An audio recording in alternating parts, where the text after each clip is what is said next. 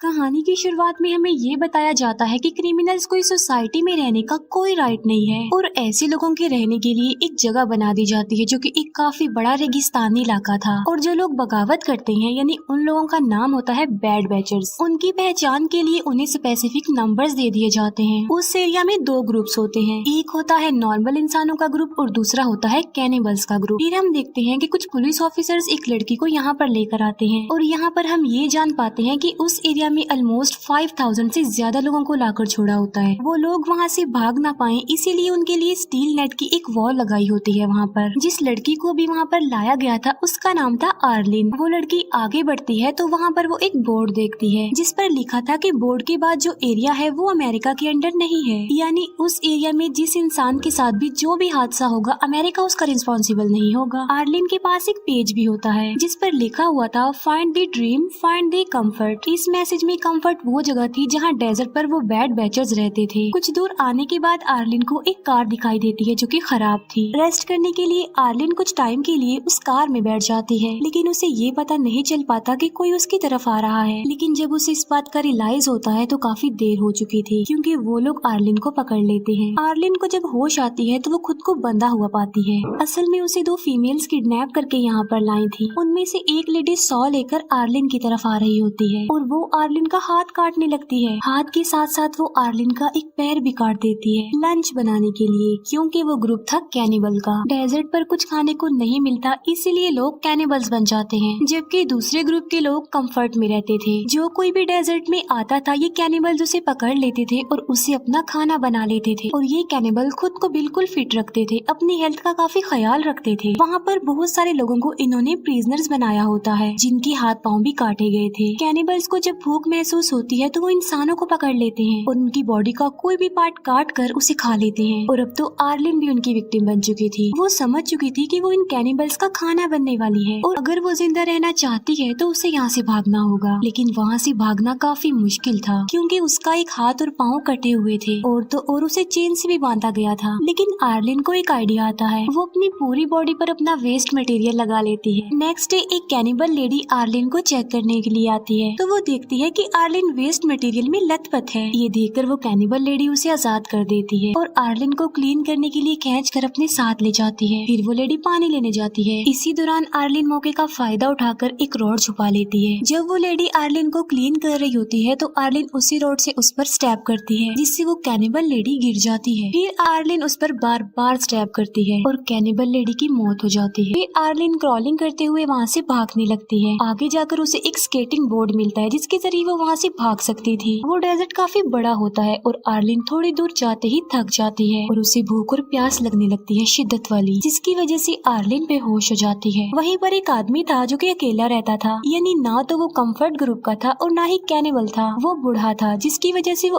अभी तक कैनिबल का शिकार नहीं बना था। ये आदमी आर्लिन को एक कैरेज में बैठाकर काफी दूर तक ले जाता है और आर्लिन को कंफर्ट तक पहुँचा देता है जहाँ कंफर्ट के बाकी लोग रहते थे। आर्लिन को वहाँ पर ड्रॉप करके वो आदमी वहाँ से चला जाता है। फिर हमें 5 मंथ्स बाद का सीन दिखाया जाता है जहाँ आर्लिन का एक घर होता है और उसके पास एक आर्टिफिशियल पाँव भी था उसका। कंफर्ट के लोगों का लाइफस्टाइल बिल्कुल डिफरेंट था और वहाँ पर तमाम फैसिलिटीज थी, लाइक वहाँ पर शॉप्स थी, मेडिकल फैसिलिटी थी। इसके अलावा वहाँ पर और भी बहुत कुछ था। इसके फौरन बाद हमें एक कैनिबल फैमिली दिखाई जाती है जिसमें फैमिली के हेड का नाम होता है मियामी मैन, जो कि अपनी वाइफ और बेटी के साथ रहता था।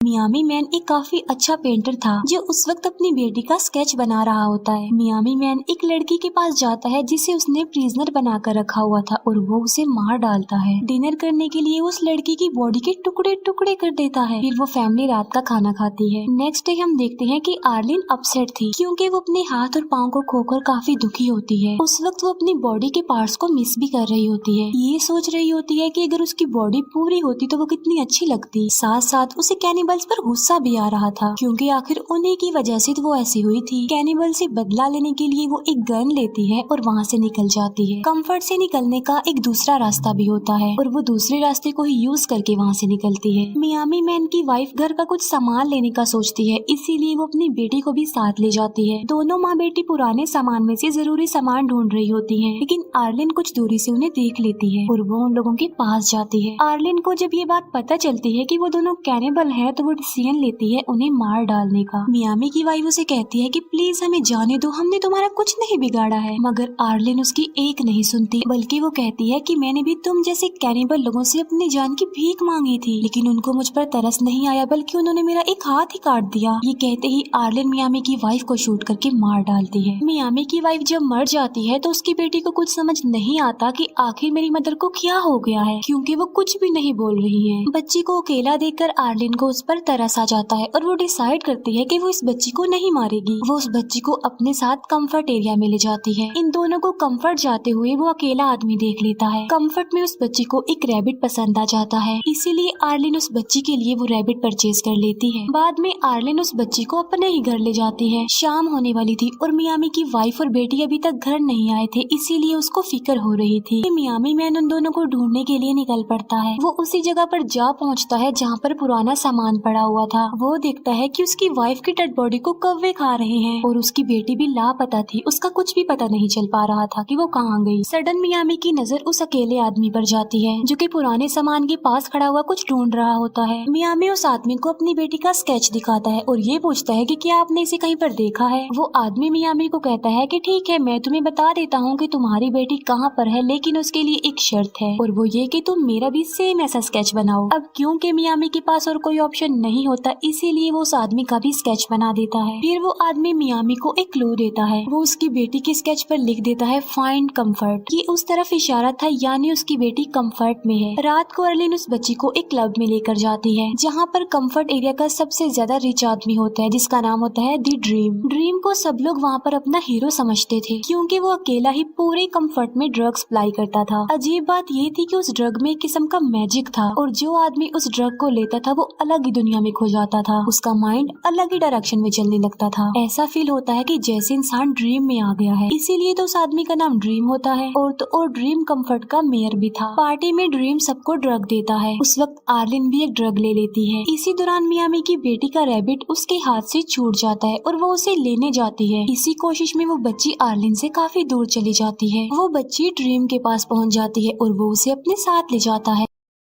आर्लिन उस बच्ची को ढूंढने लगती है, लेकिन अब आर्लिन पर भी उस ड्रग का असर होने लगता है। उसे ऐसा लग रहा था कि वो ड्रीम में आ गई है और उसे अपने आसपास सब कुछ खूबसूरत नजर आने लगता है। आर्लिन उस बच्ची को ढूंढते हुए कंफर्ट से बाहर ही आ जाती है। आर्लिन का माइंड किसी और ही डायरेक्शन में चला गया था और उसे ये भी पता नहीं चल पाता कि मियामी उसके पास ही खड़ा हुआ है। नेक्स्ट मॉर्निंग जब आर्लिन को होश आता है तो वो देखती है कि वो कंफर्ट से काफी दूर है और मियामी मैन उसके पास ही खड़ा हुआ था और उसके हाथ में वो चीज होती है जिसके बगैर आर्लिन चल नहीं सकती थी, यानी उसका आर्टिफिशियल पाँव। मियामी उसे अपनी बेटी का स्केच दिखाते हुए पूछता है कि क्या तुमने इसे देखा है, जिस पर आर्लिन कहती है कि नहीं, मैंने इसे नहीं देखा, यानी यहाँ पर वो झूठ बोल देती है। किसी भी कैनिबल को कंफर्ट में आने की इजाजत नहीं थी। अगर कोई कैनिबल कंफर्ट के पास आ भी जाता है तो उसे शूट कर दिया जाता है। इसीलिए मियामी आर्लिन से एक डील करता है। वो कहता है कि मैं तुम्हें छोड़ दूंगा, लेकिन उसके बदले कंफर्ट एरिया से ढूंढ कर मेरी बेटी को लेकर आओ। और वो उसे वार्न भी करता है कि अगर तुमने ऐसा नहीं किया तो मैं तुम्हें किसी भी सूरत ढूंढ लूंगा और तुम्हें मार डालूंगा। आर्लिन इस डील पर एग्री हो जाती है। फिर ये दोनों कंफर्ट के लिए चल पड़ते हैं। आगे जाकर उन्हें एक कैनिबल आदमी मिलता है जो मियामी से एक सौदा करता है कि मैं तुम्हें फ्यूल दूंगा, मगर इसके बदले इस लड़की का पाँव काट कर मुझे खाने के लिए दो। वो कैनिबल आदमी मियामी को धमकाता भी है कि मैं तुम्हें मार डालूंगा और फिर जबरदस्ती इस लड़की को उठा कर ले जाऊंगा। इसीलिए मियामी उसकी बात पर एग्री हो जाता है और वो अर्लिन को उस कैनिबल को सौंप देता है। फिर वो आदमी अर्लिन को लेकर वहाँ से जाने लगता है। तभी मियामी उसकी तरफ एक नाइफ फेंकता है जो सीधा आकर उस आदमी को लगता है। उस आदमी की मौके पर ही मौत हो जाती है। मियामी उस आदमी का सारा सामान खुद रख लेता है और उस आदमी का एक हाथ भी काट कर अपने पास रख लेता है। फिर वो दोनों अपनी मंजिल यानी कंफर्ट के लिए आगे बढ़ते हैं, लेकिन रास्ते में ही तूफान आ जाता है वहाँ पर और हर तरफ रेत ही रेत छा जाती है। इसीलिए थोड़ी देर के लिए इन्हें स्टे करना पड़ता है। ये दोनों वहीं पर टेंट लगा कर अपना टाइम गुजारते हैं। तूफान रुकते रुकते रात हो जाती है। इसीलिए मियामी उस आदमी की कटे हुए हाथ को निकालता है डिनर बनाने के लिए। आर्लिन मियामी से पूछते हैं कि तुम कैनिबल यानी बैड बैचर्स कैसे बने। वो कहता है कि जब मैं 16 साल का था तो एक बोट के जरिए अमेरिका आ गया। अब क्योंकि मैं अमेरिका में अनऑथोराइज्ड पर्सन था, इसी वजह से मुझे बैड बैच बनाकर यहाँ भेज दिया गया। उन दोनों के साथ ही बहुत बुरा हुआ था, इसीलिए वो दोनों एक दूसरे के काफी करीब आ चुके थे। लेकिन तभी कोई मियामी को गोली मारकर उसे इंजर्ड कर देता है। तभी वहाँ पर एक स्ट्रेंजर आ जाता है जो अर्लिन को कहता है कि वो उसके साथ चले। यहाँ पर अर्लिन सोचती है कि क्या मुझे मियामी के साथ रुकना चाहिए या फिर उस आदमी के साथ चले जाना चाहिए, लेकिन लास्ट में वो उस आदमी के साथ जाने को ही प्रेफर करती है। वो कंफर्ट का आदमी था, इसीलिए वो उस आदमी के साथ कंफर्ट एरिया में आ जाती है।